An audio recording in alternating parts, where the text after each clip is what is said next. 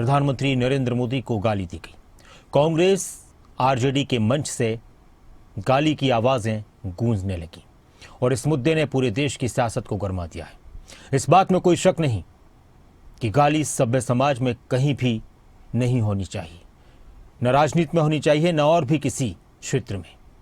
गाली गलौज हमेशा से बहुत ही बुरी बात मानी गई है और अगर राजनीति के अंदर इस तरह की बातें, इस तरह की टिप्पणियां होने लगे, गाली गलौज होने लगे, तो ये वाकई में बहुत ही शर्मनाक है। प्रधानमंत्री पूरे देश के प्रधानमंत्री हैं। अलग अलग पार्टियों की राजनीतिक विचारधारा अलग हो सकती है, आपस में मतभेद हो सकते हैं, लेकिन कोई भी किसी भी राजनेता को गाली दे, इसकी जगह बिल्कुल भी नहीं होनी चाहिए। हालांकि पीएम मोदी को गाली बकने वाला शख्स गिरफ्तार हो चुका है और उसका नाम मोहम्मद रिजवी बताया जा रहा है।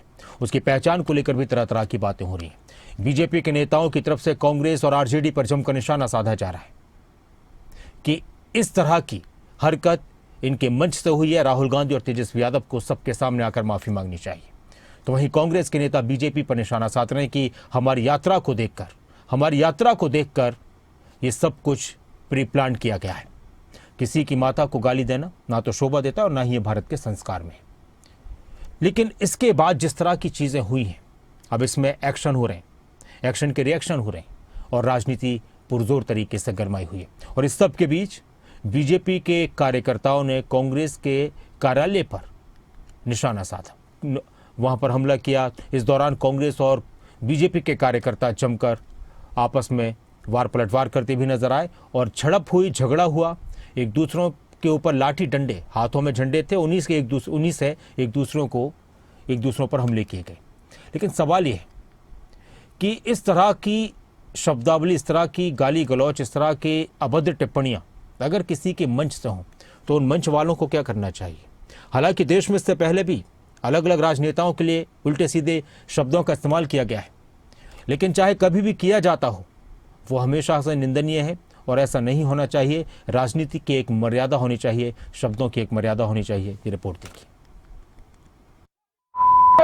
देश भर की जनता अचंभित और दुखी होकर इनके कुत्सित प्रयास को देख रही है। ये अभद्रता की सारी सीमा लांघ चुके हैं। हिंसा करी है वो एनडीए के लोगों के घबराहट का परिचय है। बिहार के दरभंगा में कांग्रेस और आरजेडी का सियासी मंच से ऐसे शब्द इस्तेमाल हुए जिसे टीवी पर सुना भी नहीं सकते। मंच से प्रधानमंत्री नरेंद्र मोदी की मां को गाली दी गई, अब शब्द कहे गए। इस मामले में हुआ है बड़ा एक्शन। दरभंगा के सिमरी थाना में केस दर्ज किया गया। रिजवी उर्फ राजा नाम के युवक की गिरफ्तारी हुई। मोहम्मद रिजवी पिकअप ड्राइवर है। इस घटना के बाद सामने आई है ये तस्वीर। पीएम मोदी को गाली देने के मामले में पटना में बीजेपी और कांग्रेस के कार्यकर्ता आपस में भिड़ गए।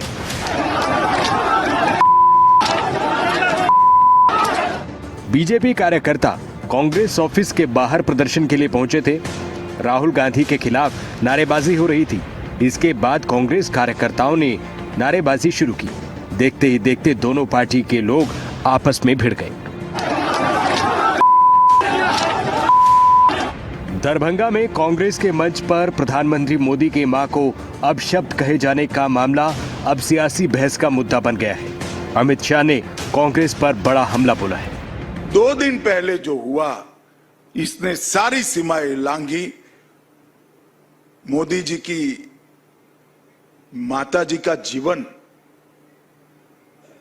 एक गरीब घर में अपने सभी संतानों को संस्कारित कर ऐसे स्तर पर पहुंचा जाए कि बेटा विश्व का नेता बने, ऐसे जीवन को अपशब्दों से बोलना,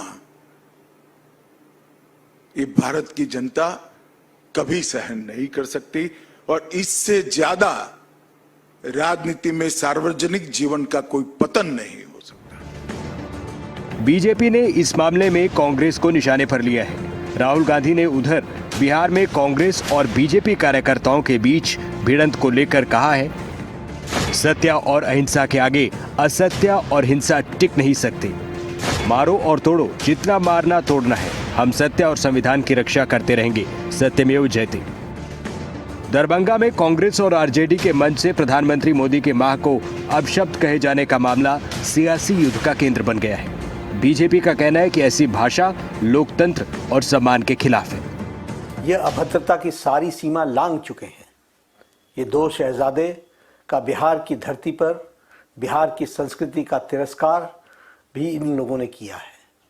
कांग्रेस आरजेडी ने ऐसा करके बिहार के सांस्कृतिक विरासत और परंपरा को भी बदनाम किया है। ये पूरा मामला सियासत का बड़ा मुद्दा बन चुका है। बीजेपी ने इसे कांग्रेस और आरजेडी के खिलाफ हथियार के तौर पर इस्तेमाल करना शुरू कर दिया है। राहुल गांधी माननीय प्रधानमंत्री 140 करोड़ जनता के प्रधानमंत्री है।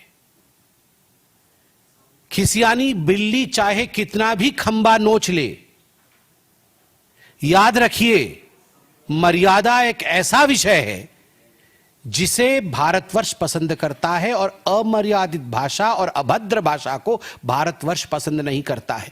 जो हिंसा करी है वो एनडीए के लोगों के घबराहट का परिचय है। हिंसा का सहारा लेकर विपक्ष की आवाज दबाने का अगर वो मानस रखते हैं तो संभव नहीं होगा। मुझे लगता है कि चुनाव में जो जनसमर्थन मिल रहा है यात्रा को, गठबंधन को, राहुल जी के जो यात्रा में पब्लिक उमड़ कर आ रही है, उसे देखकर घबरा गए हैं और वो हिंसा का सहारा लेकर लोगों की आवाज दबाना चाहते हैं। संभव नहीं होगा। पूरी कांग्रेस पार्टी और पूरा गठबंधन दुगनी ताकत से जनता के बीच में रहकर ये चुनाव लड़ेगा और चुनाव जीतेगा। मंच से लगाए गए नारों ने चुनावी माहौल को और गर्मा दिया है। घटना के बाद सियासी पार्टियों ने एक दूसरे पर आरोपों की झड़ी लगा दी है। विपक्ष ने इसे राजनीतिक अपशब्दकरण और असंवेदनशीलता करार दिया है। प्रधानमंत्री मोदी की मां को अपशब्द कहे जाने का मामला सियासत की नई लड़ाई बनकर सामने है। ब्यूरो रिपोर्ट, खबरें अभी तक। दरभंगा में की गई अमर्यादित टिप्पणी जिसने सियासत में तूफान ला दिया है। कांग्रेस और आरजेडी के मंच से प्रधानमंत्री नरेंद्र मोदी को लेकर अपशब्द बोले गए, उनकी मां के लिए अपशब्द बोले गए और अब दिल्ली से लेकर पटना तक की सियासत गर्मा गई है। बहुत ही शर्मनाक है विपक्ष के नेताओं का ये व्यवहार।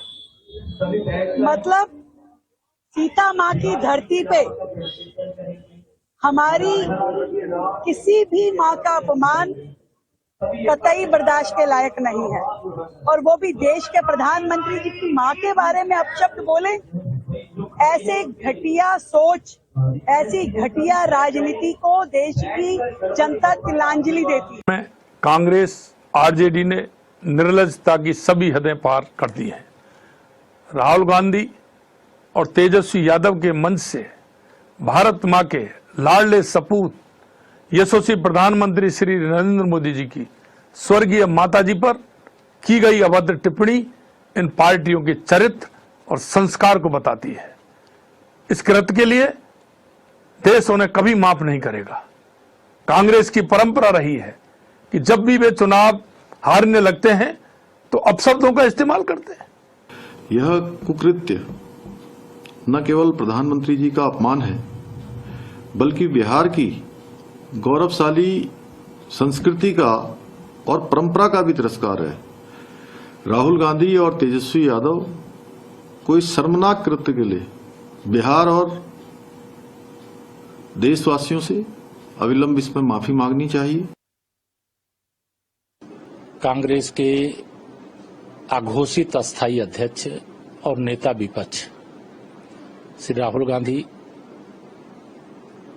और बिहार में नेता विपक्ष श्री तेजस्वी यादव और इंडी गठबंधन के नेताओं ने राजनीति के स्तर को इतना नीचे गिराने वाली भाषा का प्रयोग किया है कि इसके लिए बिहार की जनता के साथ साथ देश की जनता इनको माफ नहीं करेगी।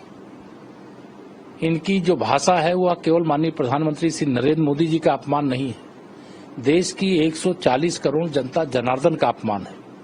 भाई किसने की टिप्पणी? इन्हीं के एजेंट घूमते रहते हैं, करते रहते हैं बदमाशी और फिर यही मुद्दा बनाते हैं ताकि यात्रा से ध्यान हटा सके। ये बौखलाए हुए हैं हमारी इस यात्रा से। इनकी चोरी पकड़ी गई है इसलिए बौखलाए हुए हैं। कौन है जो गिरफ्तार हुआ है, किसका आदमी है, किसने करवाया, उससे पता लगाइए। ये क्या बदतमीजी कर रखी है, गुंडागर्दी कर रखी है सदाकत आश्रम पे। जनता सब देख रही है, पूरा देश देख रहा है भारतीय जनता पार्टी की गुंडागर्दी, और ये चलेगी नहीं गुंडागर्दी ज्यादा देर। आप पूरा देखिए, पूरे सारे मंत्री ट्वीट कर रहे हैं, सबको कहा जा रहा है ट्वीट करने के लिए। तो आप समझिए ना कि कौन करवा रहा है ये सब।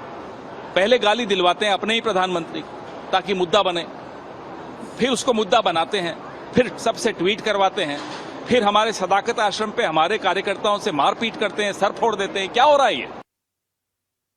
पिछले कल देश के यशस्वी प्रधानमंत्री के खिलाफ जो नारे दरभंगा में आरजेडी के मंच पर से लगाए गए, मैं उसकी कड़े शब्दों में निंदा करता हूं, भर्त्सना करता हूं।